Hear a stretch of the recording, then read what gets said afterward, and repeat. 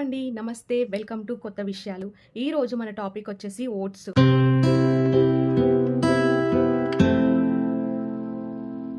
Oats తింటే మంచిదేనా? మరి ఓట్స్ ఆరోగ్యానికి మంచివే. కానీ వీరికి మాత్రం విషంతో సమానం. తస్మాత్ జాగ్రత్త. ఓట్స్‌లో అనేక పోషకాలు ఉన్నాయి. ఆరోగ్యానికి ఎంతో మేలు చేస్తుంది. అందుకనే చాలామంది తమ రోజుని ఓట్స్‌తో ప్రారంభిస్తారు. ఓట్స్ అనేవి జిమ్ చేసే వారి దగ్గర నుంచి డైట్ చేసే వారి వరకు ఓట్స్ అనేది బెస్ట్ ఫుడ్ అని చెప్తారు. ఓట్స్ ఆరోగ్యానికి నిధి, బరువును తగ్గిస్తుంది, హార్ట్ బలంగా ఉండటానికి సహాయపడతాయి. కానీ ఈ ఓట్స్ ఆరోగ్యకరమైనవిగా పరిగణింపబడింది. ఈ అల్పాహారం కొంతమందికి కూడా హానికరం అని మీకు తెలుసా? అవును, ఓట్స్ అందరికీ ప్రయోజకరం కావు. ఓట్స్ తినడం వలన దుష్ప్రభావాలు కూడా ఉన్నాయి. ముఖ్యంగా కొన్ని రకాల సమస్యలతో ఇబ్బంది పడేవారు ఓట్స్ని తినొద్దు.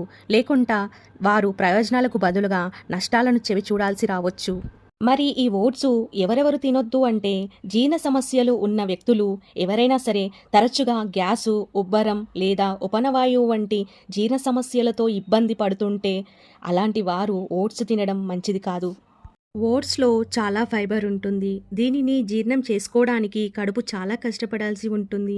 కనుక జీర్ణ వ్యవస్థ బలహీనంగా ఉన్న వాళ్ళకి ఓట్స్లోని ఫైబర్ జీర్ణ వ్యవస్థ సమస్యలు మరింత పెంచుతుంది. మార్కెట్లో దొరికే ఓట్స్లో గ్లూటెన్ ఉంటుంది. ఎవరికైనా గ్లూటెన్ ఎలర్జీ ఉన్నా లేదా సెలియాక్ వ్యాధితో బాధపడుతున్నా ఓట్స్ తినవద్దు. గ్లూటెన్ మీ జీర్ణ వ్యవస్థలో మంటలు కలిగిస్తుంది. అనేక తీవ్రమైన ఆరోగ్య సమస్యలకు దారితీస్తుంది. ఐరన్ లోపం ఉన్న వ్యక్తులు ఓట్స్లో ఫెటిక్ యాసిడ్ ఉంటుంది. ఇది శరీరంలో ఐరన్, ఇనుము శోషణను నిరోధించగలదు. మీ శరీరంలో ఇప్పటికే ఇనుము, ఐరన్ లోపం ఉంటే లేదా రక్త కణాలతో బాధపడుతున్న ఓట్స్ తినడం వల్ల ఐరన్ లోపం సమస్య మరింత తీవ్రమవుతుంది. ఓట్స్ మాత్రమే ఆహారంగా తీసుకునేవారు కొంతమంది ఓట్స్ మాత్రమే తినడం ద్వారా త్వరగా బరువు తగ్గుతామని అనుకుంటారు. కానీ ఇది పెద్ద తప్పు.